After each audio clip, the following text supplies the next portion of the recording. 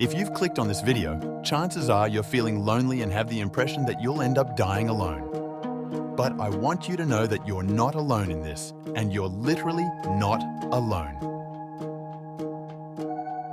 Yes, studies suggest that loneliness is a global issue. A meta-analysis published in the journal Perspectives on Psychological Science estimated that around 22% of adults worldwide suffer from chronic loneliness. Many guys here in our community are also giving up on marriage and kids due to the current state of relationships and draconian anti-men laws, and they're inevitably wondering how they'll fare as they grow older and what it'll be like to die alone and childless. In this video, we'll explore some ways to deal with that possibility. But before we dive in, smash that like button, subscribe to the channel, and hit the notification bell to help us keep producing our videos. Well, you've probably noticed that many in our community are giving up on marriages and kids, and many of them are inevitably pondering how they'll be as they age and what it'll be like to die alone and childless. But the thing is, nowadays, it's highly likely that most men end up single and childless. Just look at divorce rates, birth rates, virginity rates, and the growing number of single and lonely men. Sure, one of the many reasons people marry is the idea of having a partner to spend the rest of their lives with out of fear of dying alone. The problem is, each passing day, marriage doesn't guarantee this lifelong companionship with a spouse until death.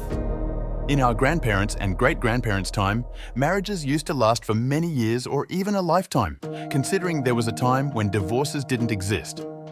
But yes, relationships also lasted quite a while, not just a few months as many are nowadays. However, even back then, there was still always the chance you'd end up living your life alone. After all, people die, and not necessarily do couples live out their lives together and die almost simultaneously. Most of the time, one always takes a bit longer to pass away than the other, and one has to deal with the pain of grief for the rest of their life.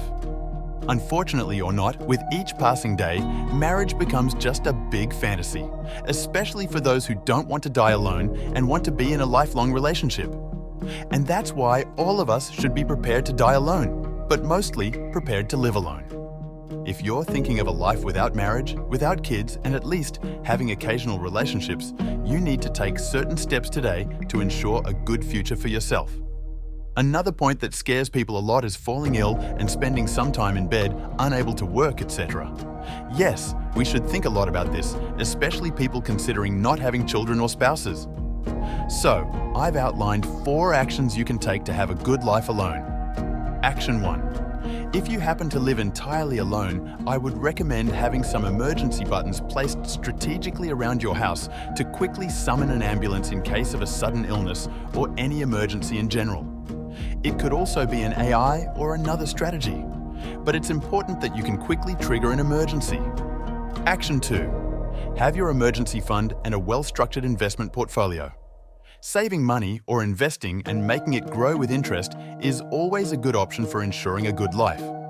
For your emergency fund, try to always save 15 to 20% of your salary until you can live for 1 year or more without working.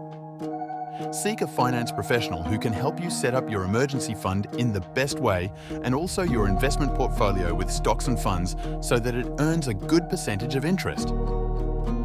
Action 3. Never rely on a single income. It's important that you start a side business if you already have a job, and also always try to have various sources of income. It's dangerous to depend solely on one income or just your job. The best way to do this is to be an online entrepreneur, as it's easier to scale. Action 4. For those who don't want to marry and have kids, share the same space or have a room close to a friend. Consider maybe sharing the same space with a long-time and trusted friend. Both of you can live in the same place or in very close rooms so that in case of an accident or illness, you can help each other out in a possible emergency. Consider maybe working together on the same project or several projects so that you can have financial comfort and grow together and thus share your earnings fairly. It's very important that for this, you need to choose the right friend and also have a good plan for the future so that you can afford health insurance, etc. It's also important that you take care of yourself and preventatively go to the doctor regularly, etc. Seek to have some artificial intelligence to assist you as well. If this video was helpful in any way to you, comment below, smash that like button, subscribe to the channel, hit the notification bell, and share this video with that friend you might consider having a project together with. Big hug. I want to see you at the top of this life. Until next time.